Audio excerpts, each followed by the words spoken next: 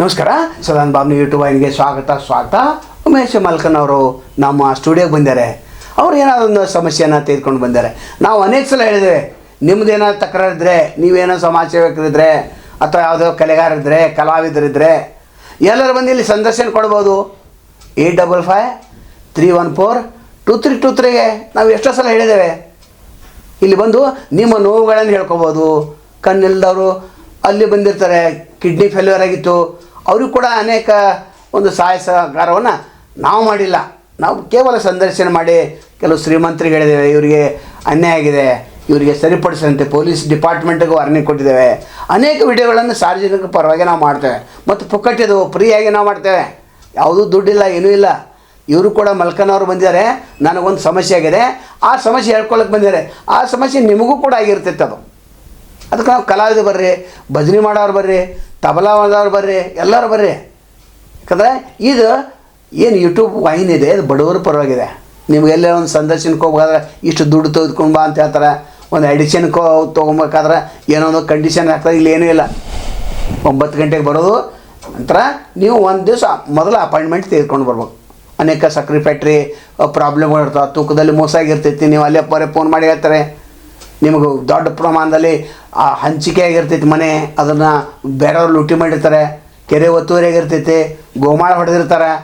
ಸಕ್ರೆ ಫ್ಯಾಕ್ಟ್ರಿ ಅವರು ದುಡ್ಡನ್ನು ದೊಡ್ಡ ಪ್ರಮಾಣದಲ್ಲಿ ಹೊಡೆದಿರ್ತಾರೆ, ತೂಕದಲ್ಲಿ ಮೋಸ ಮಾಡಿರ್ತಾರೆ, ಇಥನಾಲ್ದಲ್ಲಿ ಒಂದು ಸ್ವಲ್ಪ ಮೋಸ ಮಾಡಿರ್ತಾರೆ, ಸಕ್ಕರೆಯಲ್ಲಿ ಮೋಸ ಮಾಡಿರ್ತಾರೆ. ಎಲ್ಲ ಸಕ್ಕರೆ ಕಾರ್ಖಾನೆ ರೈತರು ಬರ್ಬೇಕಲ್ಲ. ನಾವು ಚುನಾ ಪೂಜಾರಿ ಕರೆದಿದ್ದು, ಅನೇಕ ಲೀಡರ್ಗಳನ್ನ ನಾವು ಕರೆದಿದ್ದೇವೆ. ಬರ್ರಿಪ್ಪ ನೀವು ಇಲ್ಲಿ ಸಮಸ್ಯೆಯನ್ನು ಹೇಳ್ಕೊರಿ. ಕಾರ್ಮಿಕರನ್ನ ಕರೆದಿದ್ದು, ಬರೀ ಅಲ್ಲಿ ಫೋನ್ ಮಾಡ್ತಾರೆ, ಸರ್ ಹಿಂಗಾಗಿದೆ ನೀವು ಮಾಡ್ರಿ ಅಂತ. ಇಲ್ಲಿ ಬಂದರೆ ಏನಾಯ್ತು, ಈಗ ಮಲ್ಕನ್ ಅವ್ರು ಬಂದರು, ನೇರವಾಗಿ ಹೇಳಿದ್ದು ನಾವು ನನ್ನ ಬರೀ ಇಲ್ಲಿ ನಿಮಗೆ ಹೇಳ್ಕೊರಿ. ಯಾಕಂದ್ರೆ ನಾವು ಹೇಳೋದ್ರಿಂದ ಏನೂ ನಿಮಗೆ ಅರ್ಥ ಆಗೋದಿಲ್ಲ, ಮತ್ತು ನಮಗಿದು ಟೆಕ್ನಿಕಲ್ ವರ್ಡ್ ಕೆಲವೊಂದು ಇರ್ತಾವೆ. ಮಲ್ಕನ್ ಅವರೇ, ನಮ್ಮ ಸ್ಟುಡಿಯೋಕ್ಕಾಗಿ ಬಂದದಕ್ಕಾಗಿ ಮೊದಲು ಧನ್ಯವಾದಗಳು. ಸರ್ ಹೇಳಿ, ಏನು ಪ್ರಾಬ್ಲಮ್ ನಿಮ್ಮದು? ಅಲ್ಲ, ಮೊನ್ನೆ ನೀವು ಇದನ್ನು ಮಾಡಿದ್ರೆ ನಕಲಿ ವೈದ್ಯರು, ನೋಂದಣಿ ಇಲ್ಲದ ವೈದ್ಯರ ಬಗ್ಗೆ ನೀವೇನೋ ಒಂದು ಎಪಿಸೋಡ್ ಮಾಡಿದ್ರೆ ಅದನ್ನು ನೋಡಿದೆ ನಾನು.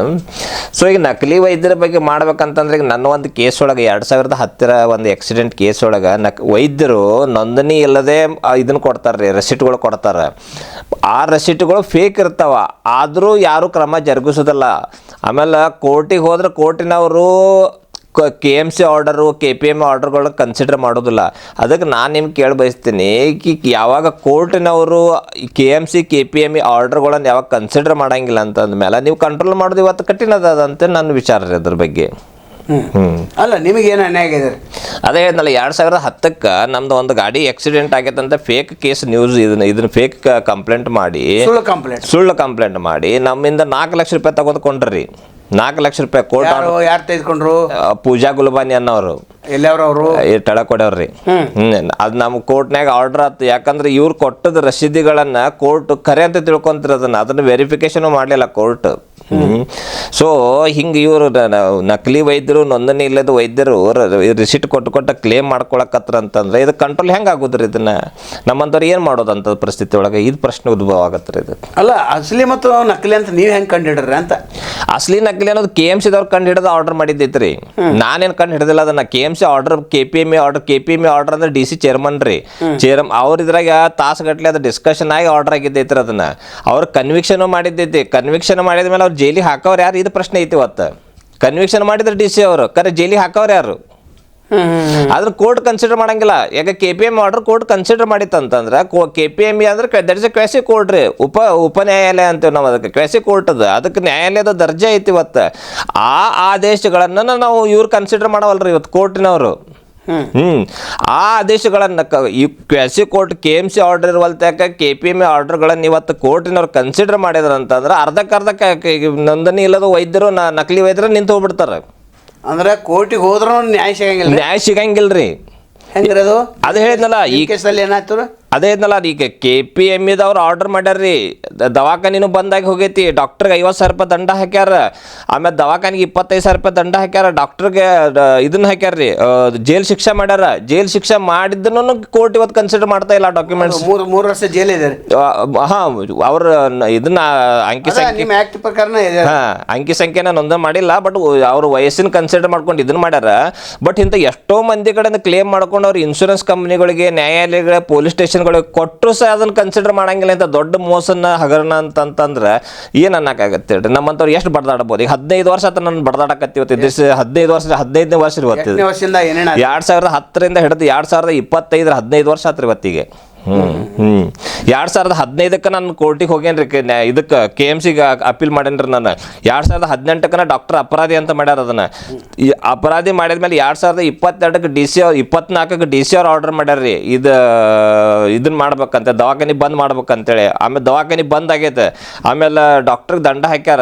ಎಲ್ಲ ಪ್ರಕ್ರಿಯೆ ಆದ್ರೂ ಇವತ್ತು ಅದ್ರ ಆ ದಾಖಲೆಗಳನ್ನು ನಾ ಹಚ್ಚಿ ಇವ್ರು 420 ಕೇಸ್ ಮೋಸ ಮಾಡ್ಯಾರಂತ ಹಾಕಿದ್ರು. ಅದರಿಂದ ನನಗೆ ₹1 ಫಾಯ್ದಾ ಇಲ್ರಿ. ಅವ್ರು ಜೈಲಿಗೆ ಹೋದ್ರೆ ನನಗೆ ₹1 ಫಾಯ್ದಾ ಇಲ್ಲ. ಬಟ್ ಸಮಾಜಘಾತಕ ಶಕ್ತಿಗಳು ಇರಬಾರ್ದು ಅನ್ನೋ ಒಂದು ಶಕ್ತಿಯಿಂದ ನಾವು ಹೋಗಿದ್ರೆ ಇವತ್ತು ನಾವು 15 ವರ್ಷ ರೊಕ್ಕ ಎಲ್ಲ ಖರ್ಚು ಮಾಡಿದ್ರು ನಮಗೆ ಇವತ್ತು ನ್ಯಾಯ ಸಿಗ್ತಾ ಇಲ್ಲ. ಇವತ್ತು ಕೋರ್ಟ್ನೊಳಗೆ ದಂಡ ಎಷ್ಟು ಕಟ್ಟ್ರಿ? ಅವ ₹50,000 ದಂಡ ಕಟ್ಟಿದ್ರು. ನಿಮಗೆ ಎಷ್ಟು ಇದನ್ನಾಗಿತ್ತು? ಅಲ್ಲ, ನನಗೆ 4 ಲಕ್ಷ 2014ಕ್ಕೆ ₹4 ಲಕ್ಷ ಕೊಟ್ಟೇನ್ರಿ. ಅಂದ್ರೆ ಇವತ್ತಿನ ತಾರೀಕಿನಾಗ ಅದು ಬಡ್ಡಿ ಅಪರಾಧಿ ಆದ್ರೆ ಅಲ್ಲಿ ಹೌದು ಅಪರಾಧಿನ ಮಾಡಿದಂಗೆ ಆತಲ್ರಿ. ನಾ ದಂಡ ಕಟ್ಟೇನಂದ್ರೆ ಈಗ ಅದ್ರ ₹4 ಲಕ್ಷ 2010 ಕಟ್ಟೇನಂದ್ರೆ ಇವತ್ತು 20-25 ಲಕ್ಷ ರೂಪಾಯಿ ಆಗತ್ತೆ. ಇವತ್ತು ಬ್ಯಾಂಕ್ ಬಡ್ಡಿ ಕೂಡ ಹೆಂಗ್ ಬೆಳಕಿಗೆ ಬಂತ್ರ ಅವ್ನು ನಕಲಿ ಅಂತೇಳಿ ಅದು ಇದು KPMC ಆರ್ಡರ್ ಆತಲ್ಲ. KMC ಆರ್ಡರ್ ಆತಲ್ರಿ. KPMC order. ನೀವು ಮೇಲ್ಮನಿಗೆ ಹೋದ್ರು ಅಥವಾ KMCಗೆ ಹೋದ್ರು? KMCಗೆ ಹೋದ್ರಿ ನಾನು. ನೀವು ಏನಂತ ಹೋದ್ರಿ? ಇವು ದಾಖಲೆಗಳನ್ನ ವೆರಿಫಿಕೇಶನ್ ಮಾಡ್ಬೇಕಂತ. ಅದನ್ನ ಮಾಡಿದಾಗ ಅವರೆಲ್ಲ KMC ಅಂದ್ರೆ ಮೆಡಿಕಲ್ ಅಥಾರಿಟಿ ಇರೋದು. ಅವ್ರು ವೆರಿಫಿಕೇಶನ್ ಮಾಡಿದ್ರು. ಡಾಕ್ಟರ್ ನೋಂದಣಿ ಇಲ್ಲ ಅಂತ ಗೊತ್ತಾಯ್ತು. ಡಾಕ್ಯುಮೆಂಟ್ಸ್ ಎಲ್ಲ ಫೇಕ್ ಅಂತ ಗೊತ್ತಾಯ್ತು. BIMSನವ್ರ ರಿಪೋರ್ಟ್ ಅದಾವ್ರಿ ಇದು ಎಕ್ಸ್ರೇಗಳು ಡೂಪ್ಲಿಕೇಟ್ ಮಾಡ್ಯಾರ ಅಂತೇಳಿ. ಇವ್ರು KLE ಇದ್ದಂಥ ದೊಡ್ಡ ಹಾಸ್ಪಿಟಲ್ ಎಕ್ಸ್ರೇಗಳ ಫೇಕ್ ಮಾಡ್ಯಾರ್ರಿ ಇವ್ರಿ. ನೋಡ್ರಿ ಸಾರ್ವಜನಿಕರೇ, KLE ಆಸ್ಪತ್ರೆ ತಮಗೆ ಹೆಂಗೆ ಬೇಕು ಹಂಗೆ ಮಾಡ್ಕೋತಾರೆ. ಇಲ್ಲಿ ತಮಗೆ ಯಾವ ರೀತಿ ಬೇಕೋ ಆ ರೀತಿ. ಮತ್ತು ಇಲ್ಲಿ ಏನಾದರೂ ಆದ್ರೆ ಹೊಂದಾಣಿಕೆ ಮಾಡ್ಕೊಂತ ಒಂದು ಕೆಲವೊಂದು ಮಂದಿ ಏಜೆಂಟ್ನ ಇಟ್ಟಿದ್ದಾರೆ. ಪ್ರಭಾಕರ್ ಕೋರೆ ನೀವು ಅಂತೀರಿ, ಪ್ರಭಾಕರ್ ಕೋರೆ ಬಗ್ಗೆ ಬೈತೀರಿ, ಪ್ರಭಾಕರ್ ಕೋರೆ ಹಂಗೆ ಹೆಂಗೆ ಅಂತ. ಅಲ್ಲಿ ನಡೀತಕ್ಕಂಥ ಅವ್ಯವಹಾರ ದೊಡ್ಡ ಪ್ರಮಾಣದಲ್ಲೇ ಕೇಂದ್ರ ಸರ್ಕಾರ ಲಾಭ ತೆಗೆದುಕೊಳ್ತಾರೆ, ರಾಜ್ಯ ಸರ್ಕಾರ ಲಾಭ ತೆಗೆದುಕೊಳ್ತಾರೆ, ಏನೇನೋ ಲಾಭ ತೆಗೆದುಕೊಳ್ತಾರೆ.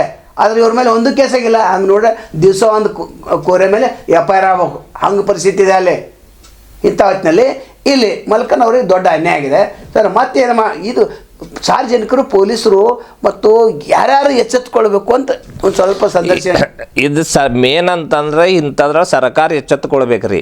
ಸರ್ಕಾರ ಎಚ್ಚೆತ್ತುಕೊಂಡು ಇಂಥವ್ರು ಯಾರ್ಯಾರು ಅದಾರಲ್ಲ, ಇಂಥವು ಏನು ಆರ್ಡರ್ ಆಗಿರ್ತಾವಲ್ಲ ಇವನ್ನೆಲ್ಲ ಕೋರ್ಟ್ನಿಂದನ ಡೈರೆಕ್ಟ್ ಅವ್ರು ಕನ್ವಿಕ್ಷನ್ ಮಾಡೋ ಸಿಸ್ಟಮ್ ಇಡ್ಬೇಕ್ರಿ. ಅವ್ರಿಗೊಮ್ಮೆ ಜೈಲ್ ಶಿಕ್ಷೆ ಆಗ್ತೈತೆ ಅಂತ ಗೊತ್ತಾದ್ರೆ ಅವ್ರು ಎಲ್ಲರೂ ಗಪ್ ಆಗ್ತಾರ್ರಿ. ಮಾಡೋದು ಬಂದ್ ಮಾಡ್ತಾರ ಅವ್ರು. ಇವತ್ತು ಏನೂ ಆಗುದಿಲ್ಲ. ದಂಡ ತುಂಬಿ ಹೊರಗೆ ಬರತ್ತಾರ. 50,000 ದಂಡ ತುಂಬಿ ಹೊರಗೆ ಬರ್ತಾರ ಅಷ್ಟೇ. ಏನೂ ಆಗುದಿಲ್ಲ ಅದಕ್ಕೆ. ಅದು 50,000 ರೂಪಾಯಿ ದಂಡಕ್ಕೆ ₹1 ಕೋಟಿ ಗಳಿಸಿರ್ತಾರ ಅವ್ರು. ಇವ್ರು ಕೊಟ್ಟೋದು 50,000 ರೂಪಾಯಿ, ಗಳಿಸೋದು ₹1 ಕೋಟಿ ರೀ. ಮತ್ತೆ 50,000 ರೂಪಾಯಿ ಕಟ್ಟಕ್ಕೆ ಅವ್ರಿಗೇನು ಪ್ರಾಬ್ಲಮ್ ಐತ್ರಿ? ಕಟ್ಕೊಂಡು ಹೊರ ಬರ್ತಾರ ಅವರು. ಮತ್ತೆ DC ಆರ್ಡರ್ ಏನು 3 ವರ್ಷ ಜೈಲ್ ಆಗಿತ್ತು. ಈಗ ಅದನ್ನ ಕನ್ಸಿಡರ್ ಮಾಡಂಗಿಲ್ಲ ಅಂದ್ರೆ ಕೋರ್ಟ್ ಕನ್ಸಿಡರ್ ಮಾಡ್ತಾ ಇಲ್ರಿ. ಕೋರ್ಟ್ನವ್ರು ಏನಂತಾರು, ಇದನ್ನ ಪೊಲೀಸ್ ಸ್ಟೇಷನ್ದಾಗ FIR ಆಗ್ಬೇಕು ಅಂತಾರ ಇವರು ಕೋರ್ಟ್ನವರು. ಬಟ್ ನಮ್ದೇನೋ ವಾದ, ಪೊಲೀಸ್ ಸ್ಟೇಷನ್ಗೆ FIR ಮಾಡಿದ್ರು ಅದು ಮೆಡಿಕಲ್ ಅಥಾರಿಟಿ ಕಡೆಯಿಂದ ಇನ್ವೆಸ್ಟಿಗೇಷನ್ ಆಗಬೇಕು. ಮೆಡಿಕಲ್ ಅಥಾರಿಟಿ ಕಡೆಯಿಂದ ಯಾವಾಗ ಇನ್ವೆಸ್ಟಿಗೇಷನ್ ಆಗೈತೆ ಅಂದ್ರೆ ಈ ಡಾಕ್ಯುಮೆಂಟ್ ಕನ್ಸಿಡರ್ ಮಾಡಬೇಕು ಅಂತ ನಮ್ದು ಕೋರ್ಟ್ ಕಡೆ ವಾದ. ಕೋರ್ಟ್ನವ್ರು ಅಂತಾರೆ ಇಲ್ಲ ಇದು 420 ಕೇಸ್ ಐತಿ, ಪೊಲೀಸ್ ಸ್ಟೇಷನ್ಗೆ ಹೋಗ್ಬೇಕು ಅಂತ ವಾದ. ಪೊಲೀಸ್ ಸ್ಟೇಷನ್ಗೆ ಹೋದ್ರ ಅಂತಾರೆ ಇಲ್ಲ ನಮಗೆ ಬರಂಗಿಲ್ಲದ್ದು, ನೀವು ಹೆಲ್ತ್ ಡಿಪಾರ್ಟ್ಮೆಂಟ್ಗೆ ಹೋಗ್ಬೇಕಂತ ಪೊಲೀಸರದ್ದು ವಾದ. DHO ಕಡೆ ಹೋಗ್ರಂತ ಅವ್ರಂತಾರೆ. ಅಂದ್ರೆ ನಾವ್ ಯಾರ ಕಡೆ ಹೋಗ್ಬೇಕು? DHO ಕಡೆ ಹೋದ್ರೆ ಹೋಗೇನ್ರಲ್ಲ. ಅದು DHO ಕಡೆ ಹೋದ್ಮೇಲೆ KPM ಆರ್ಡರ್ ಆತಲ್ರಿ. ಅದು DHO ಯಾರಿದ್ರಿ? DHO ಅವ್ರು ಮಹೇಶ್ ಕೋನಿ ಅಂತಿದ್ರು ಅವ್ರು. ಅವ್ರು ಚಲೋ ಒಳ್ಳೆ ಮನುಷ್ಯರು. ಅವ್ರು ನನಗ ಅದೆಲ್ಲ ಪೂರಾ ಕುಲಂಕಷವಾಗಿ ಪರಿಶೀಲನೆ ಮಾಡಿ ಇದನ್ನ ಮಾಡಿದ್ರಿ ಅವರು. ಈ DHO ನಾವು ಕೇಳತ್ತೇವೆ, ಬೆಳಗಾವಿ ಜಿಲ್ಲೆಯಲ್ಲಿ ಎಷ್ಟು ನಕಲಿ ಡಾಕ್ಟರ್ ಅದಾರಪ್ಪ, ನೀವು ಯಾಕೆ ಹಿಡ್ದಿಲ್ಲ? MES BHMS ತೆಗೆದುಕೊಂಡು ಅಲ್ಲಿ ಸಲ ನೆಸ್ತಾರ, ನಂತರ ಅಲ್ಲಿ ಕ್ವಾಟ್ಗಳನ್ನ ಇಡ್ತಾರೆ, ನಂತರ ಅಲೋಪತಿಕ್ ಔಷಧಿ ಇಡ್ತಾರೆ. ಅಲೋಪತಿಕ್ ಔಷಧಿ ಹೆಂಗೆ ಇಡ್ತಾರೆ? ಹೊರಗೆ ಒಂದು ಕಂಪೌಂಡ್ ಇರ್ತೈತಿ, ಕಂಪೌಂಡ್ ಹೊರಗಡೆ ಅಂಗಡಿ ಇಟ್ಟಿರ್ತಾರೆ. ಇದು ಬೇನಾಮಿ ಅಂಗಡಿ ಅಲ್ಲ, ಇವ್ರದ್ದು ಅಂಗಡಿ ಇರ್ತೈತಿ. ಅದು ಅಂದ್ರೆ ಅದು ವ್ಯವಹಾರ ಬೇರೆ, ನಮ್ಮ ವ್ಯವಹಾರ ಬೇರೆ. ನಾವು ಅಲೋಪತಿ ಮಾಡತ್ತಿಲ್ಲ, ನಾವು ಆಯುರ್ವೇದಿಕ್ ಮಾಡತ್ತೀವಿ. ನಾವು ಸಣ್ಣಗಳಿಗೆ ಬೆಕ್ಕದವ್ರನ್ನ 5 ನಮೂನಿ ಗುಳಿಗೆ ಕೊಡ್ತಾರೆ ಅವ್ರು. ಯಾರು ಬೇಕಾದವರು ಎಲ್ಲ ರೋಗಗಳು ನಿವಾರಣೆ ಆಗ್ತೈತೆ ಹೇಳ್ತಾರೆ. ಆ ಗುಳಿಗೆ ಹೆಸರಿಗೆ ಮಾತ್ರ ಕೊಡ್ತಾರೆ ಅವರು, ಚೀಟಿ ಕೊಡೋಂಗಿಲ್ಲ. ಮತ್ತು ಒಂದು ಬಿಳಿ ಚೀಟಿ ಕೊಡ್ತಾರೆ ಅವರು. ಆಸ್ಪತ್ರೆ ಹೊರಗಡೆ ಇರ್ತಿತ್ತಲ್ಲ, ಅಲ್ಲಿ ಬಿಳಿ ಚೀಟಿ ಸಹಿತ ನಿಮಗೆ ಕೋರ್ಟದಲ್ಲಿ ಸ್ಟ್ಯಾಂಡ್ ಆಗಂಗಿಲ್ಲ. ಮತ್ತು ಅಲ್ಲಿ ಔಷಧ ಕೊಡ್ತಾರಲ್ಲ, ಔಷಧ ಕೊಟ್ಟಾಗ ಅವ್ರು ಚೀಟಿನೂ ಕೊಡೋಂಗಿಲ್ಲ ನಿಮಗೆ, ಇಂತಿಷ್ಟು ಬಿಲ್ ಆಗೈತೆ ಅಂತೇಳಿ. DHO ಅವ್ರು ಏನು ಮಾಡತ್ತೀರಿ ನೀವು? ಮೆಡಿಕಲ್ ಅಥಾರಿಟಿದವ್ರು ನೀವೇನು ಮಾಡತ್ತೀರಿ? ಮೆಡಿಕಲ್ ಅಂಗಡಿ ಚೆಕ್ ಮಾಡೋರು ನೀವೇನು ಮಾಡತ್ತೀರಿ? ಹಪ್ತಾ ತೆಗೆದುಕೊಂಡು ಕೊಡತ್ತೀರಿ? ಸರ್ಕಾರ ಇದ್ರ ಬಗ್ಗೆ ಪರಿಶೀಲನೆ ಇಲ್ಲ. ಎಲ್ಲ ಮೆಡಿಕಲ್ ಅಂಗಡಿಗಳು ಚೆಕ್ ಮಾಡ್ರಿ, ಅಲ್ಲಿ ಪ್ರಿಸ್ಕ್ರಿಪ್ಷನ್ ಇದ್ರಣ ಅಲ್ಲಿ ಔಷಧ ಕೊಡ್ಬೇಕಂತಿದೆ. ಯಾಕೆ ಕೊಡಂಗಿಲ್ಲ ಅವರು? ಪ್ರತಿ ವರ್ಷ ಇಂತಿಷ್ಟು ನಿಮ್ಗೆ ಇದನ್ನಿದೆ, ನಂತರ ಕೆಲವೊಂದು ಇದರಲ್ಲಿ ಫ್ರಿಜ್ಜೇನೇ ಇರೋಂಗಿಲ್ಲ, ಫ್ರಿಜ್ ಇರಬೇಕಂತಿದೆ, ಏನೂ ಇಲ್ಲ. ಅಂದ್ರೆ ಇಲ್ಲಿ ಮಲ್ಕಣ್ಣವ್ರವರು ಜೀವಂತ ಸಾಕ್ಷಿ ಇಲ್ಲೇ ಸರ್. ಮತ್ತೇನೋ ಹೇಳ್ಬೇಕಾಗಿತ್ತೇನೆ ಈ 420 ನಕಲಿ ವೈದ್ಯರ ಬಗ್ಗೆ? ಅಲ್ಲ, ಈಗ ಅವ್ರ ಮೇಲೆ ನಾವು 420 ಹಾಕಿವ್ರಿ, ಬಟ್ 10-15 ವರ್ಷ ಬಡದಾಡಿದ್ರೆ ಇವತ್ತು ಕೋರ್ಟ್ನಾಗ ನ್ಯಾಯ ಸಿಗ್ತಾ ಇಲ್ಲ. ಅದಕ್ಕೆ ನಾವು ಇವತ್ತು ಮೊನ್ನೆ ಅಧಿವೇಶನ ಇದ್ದಾಗ ನಾವು ಇವ್ರು ಕೊಟ್ಟು ಬಂದೇವ್ರಿ. ಈಗ ಅದನ್ನು CID ಎನ್ಕ್ವೈರಿ ಮಾಡ್ಬೇಕಂತ ಕೊಟ್ಟೇವಿ. ಈಗ ಅದನ್ನು ರಿಕ್ವೆಸ್ಟು ನೋಡೋಣ ಏನಾಗತ್ತೆ ಅಂತ ಹೇಳ್ರಿ. ಅಲ್ಲ, CID ಎನ್ಕ್ವೈರಿ ಇದು ಸಣ್ಣ ಕೇಸುಗಳು CID ಎನ್ಕ್ವೈರಿ ಮಾಡಂಗಿಲ್ಲ ಅವರು. ಸಣ್ಣ ಅಲ್ಲ ಸರ್, ಇದು ಭಾಳ ದೊಡ್ಡ ಕೇಸ್ ಐತಿದು. ಸಣ್ಣ ಕೇಸ್ ಅಂತಂದ್ರೆ ಇದು ಒಂದು ಕೇಸ್ ಅಲ್ಲ. ಈಗ 2000 ಎಷ್ಟೋ ವರ್ಷಗಳಿಂದ ಇಂಥ ಅಮಾಯಕರಿಗೆ ರಿಸಿಟ್ಗಳನ್ನು ಕೊಟ್ಟು ಲೂಟಿ ಮಾಡೋದು ಏನೈತಲ್ಲ, ಸಣ್ಣ ಅಲ್ರಿದ್ದು ಭಾಳ ದೊಡ್ಡ ಕೇಸ್ ಐತ್ರಿ. ದೊಡ್ಡ ಇದನ್ನ ಒಮ್ಮೆ ಎನ್ಕ್ವೈರಿ ಕೂತಂದ್ರೆ ಗೊತ್ತಾಗತ್ತೆ ಎಷ್ಟು ಕೆಳಮಟ್ಟ ಐತೆ ಅಂತೇಳಿದ್ದು. ಆದ್ರೆ ಅವ್ರು ಕನ್ಸಿಡರ್ ಮಾಡ್ಬೇಕು, ಸರ್ಕಾರದ ಮಟ್ಟದಲ್ಲಿ ಸರ್ಕಾರ ಕಣ್ಣಿನಲ್ಲಿ ಅದು ಸಣ್ಣದ ಅಂತ ಅವ್ರಿಗೆ ಅನಿಸ್ತದೆ. ಆದ್ರೆ ನಿಮ್ಮ ಹೋಟೆಲ್ ದೊಡ್ಡದನೇ ಇದೆ. ನಮ್ಮ ಇದಕ್ಕೆ ವೈಯಕ್ತಿಕ ವಿಚಾರ ಮಾಡಿದ್ದು ಭಾಳ ದೊಡ್ಡ ವಿಷಯ ರೀ ಇದು. ಯಾಕಂದ್ರೆ ನ್ಯಾಯಾಲಯಗಳಿಗೆ ಇವ್ರು ನಕಲಿ ದಾಖಲೆಗಳನ್ನು ಕೊಡ್ತಾರಂತಂದ್ರೆ ಇದು ಭಾಳ ದೊಡ್ಡದು ವಿಷಯ ಆತ್ರ ಇದು. ಅಲ್ಲ, ಸುವರ್ಣಸೌಧದಲ್ಲಿ ಯಾವ ಮಿನಿಸ್ಟರ್ ಕೊಟ್ರ ನೀವು? ನಾವು ಶರಣ್ಗೌಡ ದರ್ಶನಾಪುರ ಅವ್ರು ಕೊಟ್ಟೇವ್ರಿ. ಈಗ ಅದನ್ನ ಶರಣ್ಗೌಡ ದರ್ಶನಾಪುರ ಅವರೇ ಇಲ್ಲಿ ಕೇಳ್ರಿ, ಇಲ್ಲಿ ಇದು ಸಣ್ಣ ಪ್ರಕರಣ ಅಲ್ವೇ ಅಲ್ಲ, ಇದೊಂದು ದೊಡ್ಡ ಪ್ರಕರಣ. ಇದೊಂದು ಮೈಕ್ರೋ ಫೈನಾನ್ಸ್ ಹೆಂಗಿದೆಲ್ಲ ಅದು ಏನೂ ಇಲ್ಲ. ಇದ್ರ ಮುಂದೆ ಒಂದು ಯಾವುದೋ ಮರ್ಡರ್ ಆಗಿರ್ತೈತೆ, ಏನೂ ಅಲ್ಲಿದ. ನೀವು ದೊಡ್ಡ ದೊಡ್ಡ COD ಕೊಡ್ತೀರಿ. ಅದು ಧರ್ಮಸ್ಥಳದ ಬುರ್ಡೆ ಪುರಾಣ ಅಲ್ಲ ಅದು, ಅದಕ್ಕಿಂತ ದೊಡ್ಡ ಪ್ರಕಾರ ಇದು. ಹಿಂಗಾಯ್ತಂದ್ರೆ ಗ್ರಾಮೀಣ ಮಟ್ಟದಲ್ಲಿ ಇವರೆಲ್ಲ ಖಾಲಿನ ಮಾಡ್ತಾರೆ, ಕುರ್ಚಿ ಖಾಲಿ ಮಾಡ್ತಾರೆ. ಅಂದ್ರೆ ಕ್ಲಿನಿಕ್ ಅಂತ ಹಾಕ್ತಾರೆ, BHMS ಕ್ಲಿನಿಕ್ ಅಂತ ಹಾಕ್ಲಿಕ್ಕೆ ಬರೋದಿಲ್ಲ.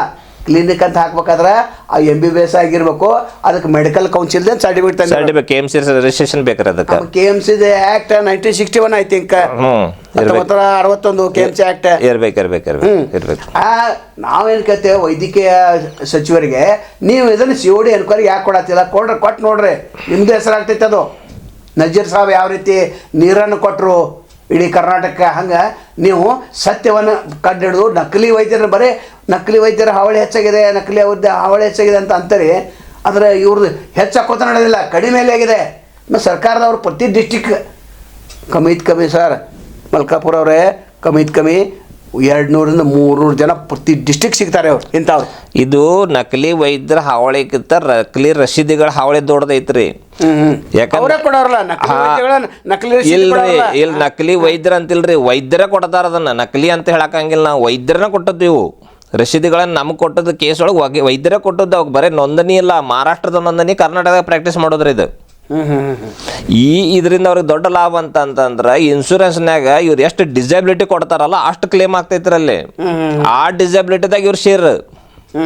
ಅದಕ್ಕೆ ಇದು ದೊಡ್ಡ ಹಗರಣ ಅಂತ ನಾನು ಹೇಳ್ತವ್ರಿ. ಇದನ್ನ ಏನ್ ಆಗದನ್ನ ಕೊಟ್ಟು ಬಿಡುದ್ರಿ, ಕಾಲ್ ಹೋಗೈತಿ ಕೈ ಹೋಗೈತಿ ಅಂತೇಳಿ. ಯಾಕೆ ಕೋರ್ಟ್ನವರು ಅದನ್ನ ತಗೊಂಡು ಮತ್ತೆ BIMSನಂತ ಇನ್ಸ್ಟಿಟ್ಯೂಟ್ಗೆ ಅವನ್ನ ರೆಫರ್ ಮಾಡಿ ಇನ್ವೆಸ್ಟಿಗೇಷನ್ ಆದ್ರ ಮುಂದೆ ಅದ್ರ ಡಿಸಬಿಲಿಟಿ ಗೊತ್ತಾಗತ್ತೆ. ಅವ್ರ ಡಿಸಬಿಲಿಟಿ ರೆಫರ್ ಮಾಡಂಗಿಲ್ರಿ. ಎಕ್ದಮ್ ನಿರ್ಣಯ ಕೊಡ್ತಾರೆ. ಕೊರೋನಾದಾಗ ಅವ್ರು ಕೊಟ್ಟದ್ದು ಎಕ್ಸ್ರೇಗಳು, ಇಂಥ KLE ಎಕ್ಸ್ರೇಗಳು ಮತ್ತೆ ಇವನೇನು ಕೊಡ್ತಾರಲ್ಲ ಅದ್ರ ಮೇಲೆ ಡಿಸಬಿಲಿಟಿ ಪ್ರೂವ್ ಮಾಡಿಬಿಡ್ತಾರೆ. ನಿಮ್ದೇನು ನ್ಯಾಯಾಧೀಶರು ಕೂಡ ಇದನ್ನ ಎಲ್ಲಿ ಕಳಿಸ್ಬೇಕಂತೀರಿ ಈ ಪ್ರಕರಣ? ಅಲ್ಲ, ಕನ್ಸರ್ನ್ ಮೆಡಿಕಲ್ ಅಥಾರಿಟಿ ಕಳಿಸ್ಬೇಕಲ್ರಿ. ಕನ್ಸರ್ನ್ ಮೆಡಿಕಲ್ ಅಥಾರಿಟಿ ಕಳಿಸಿ ನಿಮ್ದೇನು ಕ್ಲೇಮ್ ಐತಿ ಅದನ್ನ ಡಿಕ್ಲೇರ್ ಮಾಡ್ತಾರೆ. ಸ್ವತಃ ಯಾಕೆ ನೀವು ನ್ಯಾಯಾಧೀಶರು ನೀವೇ ಆಗ್ತೀರಿ? ಅವ್ನು ಡುಪ್ಲಿಕೇಟ್ ಕೊಟ್ಟಿರ್ತಾನೆ ಹೇಳತ್ತಾರಲ್ಲ, ಇದು ಜೀವಂತ ಕತೆ. ಅದು ನ್ಯಾಯಮೂರ್ತಿಗಳನ್ನ ಹೇಳತ್ತೆ. ನೀವೇನ್ ಮಾಡತ್ತೀರಿ? ಇಲ್ಲಿ ಎಷ್ಟು ಜನರ ಅನ್ಯಾಯ ಮಾಡತ್ತೀರಿ ನೀವು? ನ್ಯಾಯಾಧೀಶರ ದೊಡ್ಡ ನ್ಯಾಯಾಧೀಶರ ಅಲ್ಲಿ ನೀವು ಅಲ್ಲಿ ಕೂತಿರ್ತೀರಿ.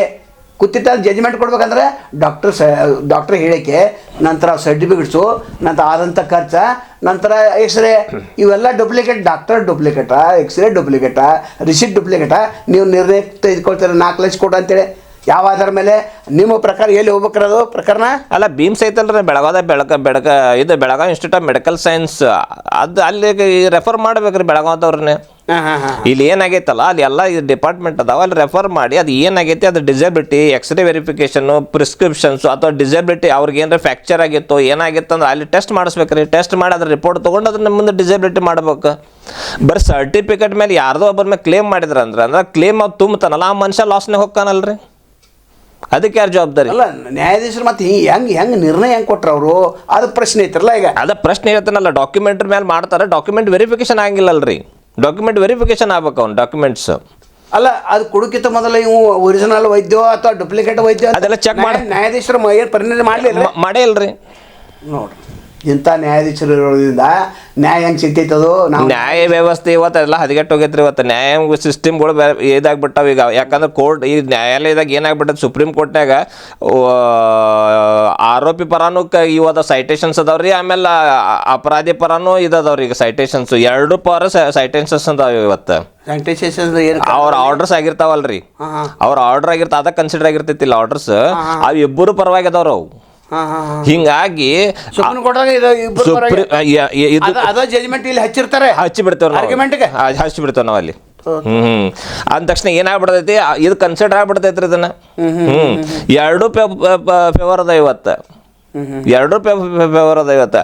ಅಲ್ಲ, ನಾನು ಒಂದ ಪ್ರಶ್ನೆ ಕೇಳ್ತೀನಿ ಇವತ್ತು.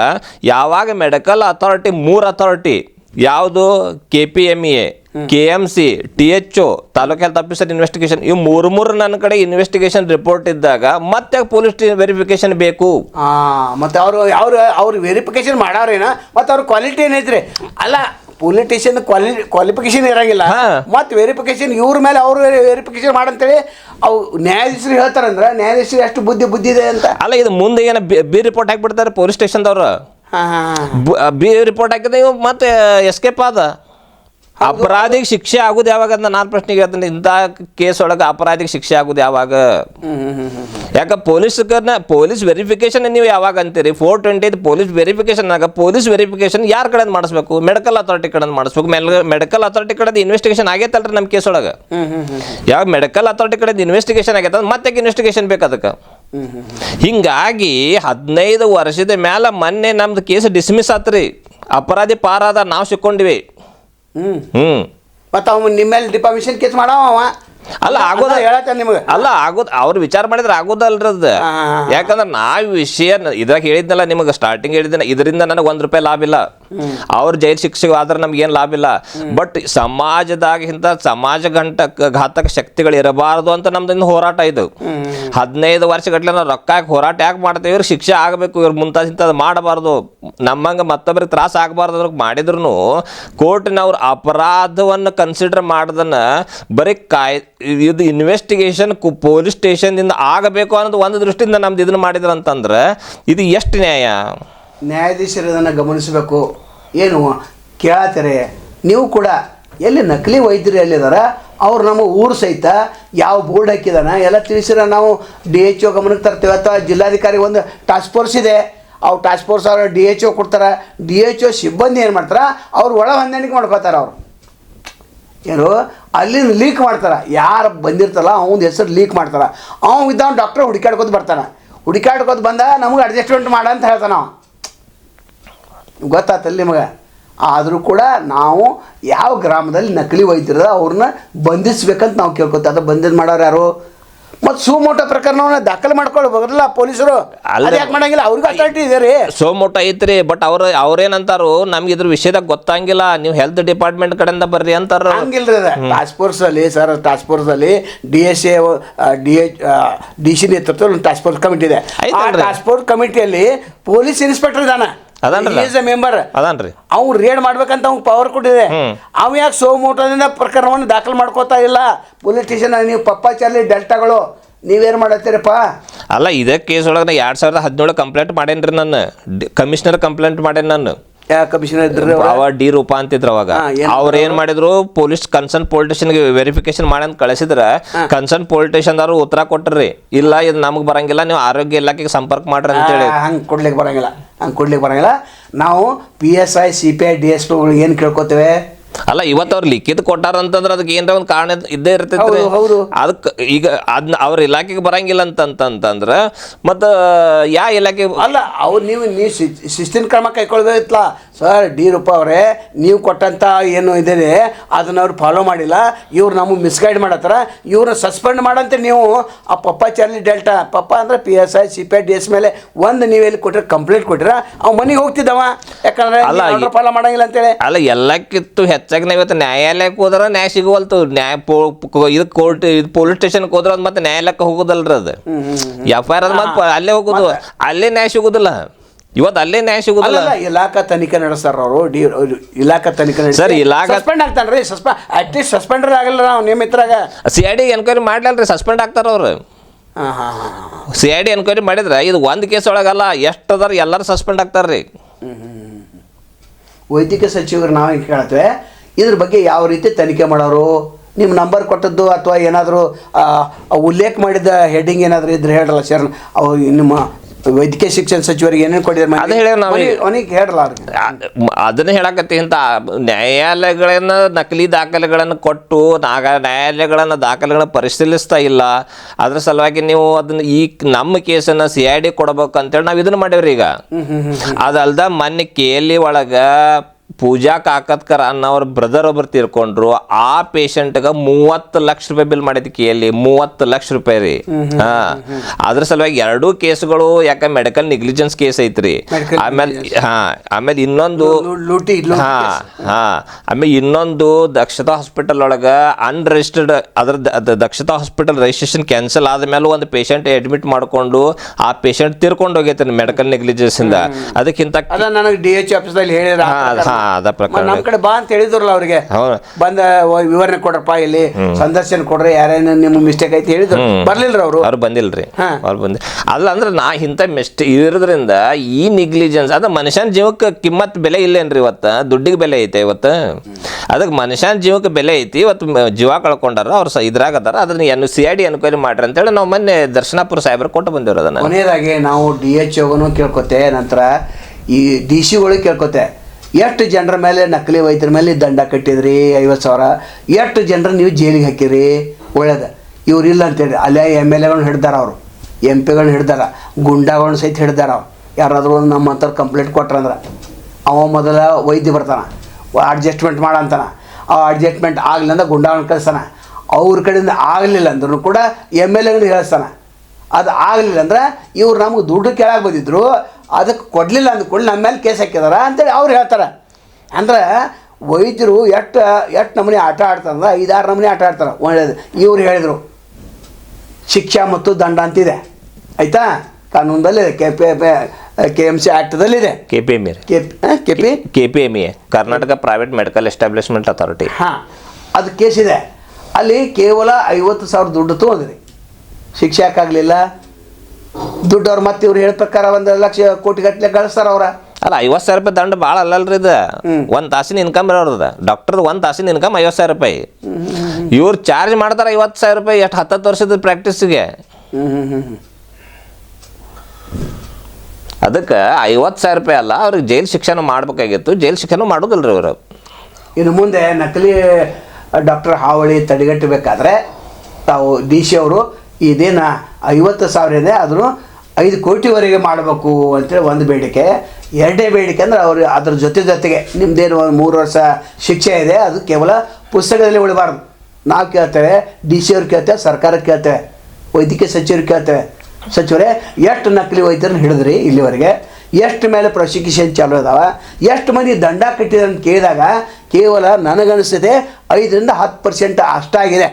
ಅಷ್ಟು ಆಗಿಲ್ರಿ, ಅಷ್ಟು ಆಗಿಲ್ಲ. ಎಷ್ಟು ಸಿಕ್ಕಾರ್ರಿ? ಯಾರು ಈ ವರ್ಷದಲ್ಲಿ ಲೆಕ್ಕ ಕೊಡನ್ರಿ ಅವ್ರಿಗೆ ಎಷ್ಟು ಅದಾರ ಶಿಕ್ಷೆಯಲ್ಲಿ? ಇಲ್ಲ ನೀವು ಹೇಳೋ ಲೆಕ್ಕನ ಇಲ್ಲ ಇವ್ರಿಗೆ. ಜಿಲ್ಲೆಯಲ್ಲಿ ಯಾರು ನಕಲಿ ವೈದ್ಯರು ಇಲ್ಲ ಅಂತ ಈ ವೈದ್ಯರುಗಳನ್ನ ಇವ್ರ ಹಾಸ್ಪಿಟಲ್ಗಳನ್ನ ಇವ್ರು ರೇಡ್ ಮಾಡಿದ್ರಂತಂದ್ರೆ ಡಿಪಾರ್ಟ್ಮೆಂಟ್ಗೆ ಹೋಗೋ ಹಪ್ತಾ ಬಂದ್ ಆಗ್ತೈತ್ರಿ.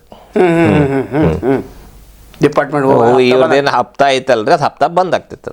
ಸಿಂಪಲ್. ಪ್ರತಿ ವರ್ಷ ಇವ್ರು ಹಪ್ತಾ ಇಟ್ಟಿರ್ತಾರ, ಅವ್ರ ಪ್ರತಿ ತಿಂಗಳ ಇವ್ರ ಹಪ್ತಾ ಹೋಗ್ತೈತ್ರಿ. ಪ್ರತಿ ತಿಂಗಳ ಇವ್ರ ಹಪ್ತಾ ಹೋಗ್ತೈತಿ. ಇವ್ರ ಸಂರಕ್ಷಣೆ ಇವರ ಮಾಡ್ತಾರ. ಅವ್ರಿಗೆ ಇಷ್ಟ ಸಿಂಪಲ್ ರೀ ಅದಕ್ಕೆ.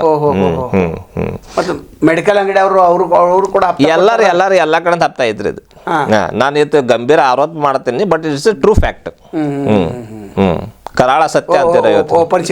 ಓಪನ್ ಸೀಕ್ರೆಟ್ ಇದು. ಹಿಂಗಾದ್ರೆ ಒಬ್ಬ ಅಮಾಯಕನಾಗಿ ಒಬ್ಬ ಸಾರ್ವಜನಿಕನಾಗಿ ನಾ ಹೇಳಕತ್ತೀನಿ. ಇದು 3 ಎಕ್ಸಾಂಪಲ್ಸು. 30 ಲಕ್ಷ ರೂಪಾಯಿ ಲೂಟಿ ಮಾಡಿದ್ರು, ಒಬ್ಬ ಮನುಷ್ಯ ಸತ್ತ. ನನ್ನ ಕಡೆ 4 ಲಕ್ಷ ರೂಪಾಯಿ ಲೂಟಿ ಮಾಡಿದ್ರು. ನಾನೇ ಇಲ್ಲಿ 3 ಎಕ್ಸಾಂಪಲ್. ಅಂಥದ್ದು ಎಷ್ಟು ಎಕ್ಸಾಂಪಲ್ಸ್ ಇವತ್ತಿರ್ಬೋದು ರೀ, ಉದಾಹರಣೆಗಳು ಹೇಳ್ರಿ. ಸಿಕ್ಕಾಪಟ್ಟು ಉದಾಹರಣೆಗಳು ಅದಾವ್ರಿ. ಆದ್ರೆ ಏನೈತಿ, ಯಾರು ಇದನ್ನ ಮಾಡಾಕ್ತಾರ, ಇನಿಷಿಯೇಟ್ ತೊಗೊಂಡು ಮಾಡ್ತಾ ಇಲ್ರಿ. ಎಲ್ಲರೂ ಇನಿಷಿಯೇಟ್ ತೊಗೊಂಡು ಮಾಡಿದ್ರ ಅಂತಂದ್ರೆ ಎಲ್ಲ ಸರಳ ಆಗತ್ತೆ ರೀ. ನಾವು ಕೊನೆಯದಾಗಿ ಸರ್ಕಾರವನ್ನು ಎಚ್ಚರಿಸಿದ್ದು, ವೈದ್ಯಕೀಯ ಸಚಿವರನ್ನ ಎಚ್ಚರಿಸಿದ್ದೇವೆ, DHOಗಳನ್ನ ಎಚ್ಚರಿಸ್ತೇವೆ, DCಗಳನ್ನ ಎಚ್ಚರಿಸ್ತೇವೆ, ಪೊಲೀಸ್ ಡಿಪಾರ್ಟ್ಮೆಂಟ್ ಎಚ್ಚರಿಸ್ತೇವೆ.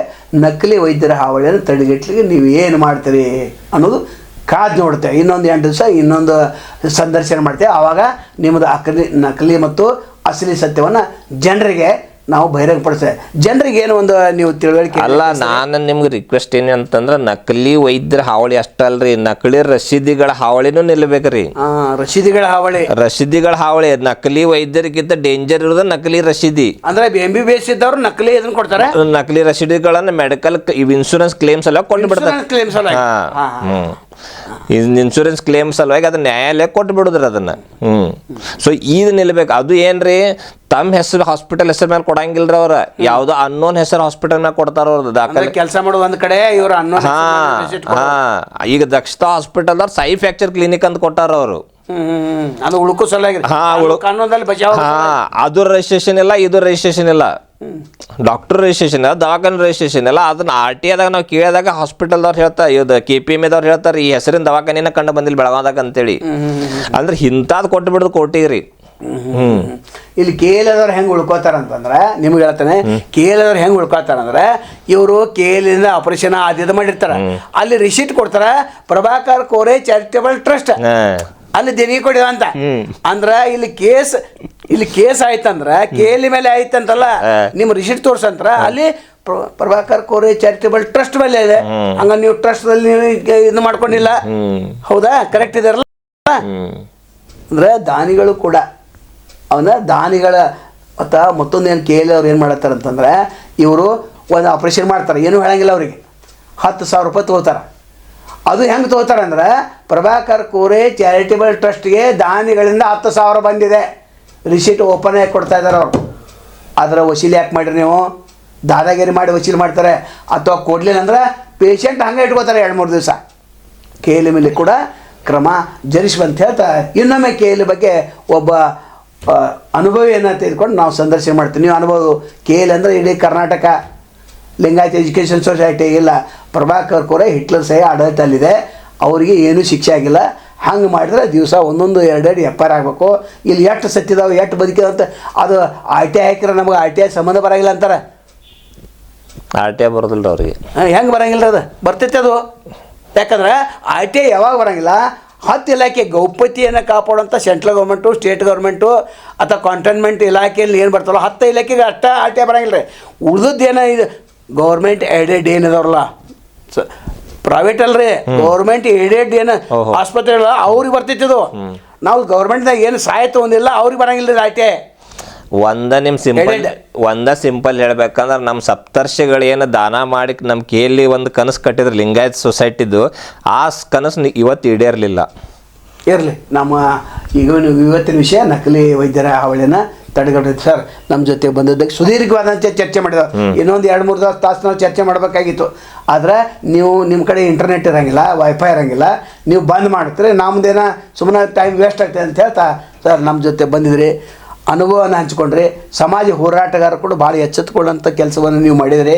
ಹೀಗೆ ನಿಮ್ಮ ಸಮಾಜ ಸೇವೆ ಮುಂದುವರಿಲಿ ಅಂತ ಹೇಳ್ತಾ ಇವತ್ತಿನ ವಿಡಿಯೋನ ಮುಗಿಸ್ತೇವೆ. ಸರ್ ಬಂದದಕ್ಕಾಗಿ ಧನ್ಯವಾದ ಸರ್. ಮತ್ತೇನಾದರೂ ಸಾರ್ವಜನಿಕರು ಹೇಳೋದ್ರೆ ಹೇಳ್ಬಿಡ್ರಿ.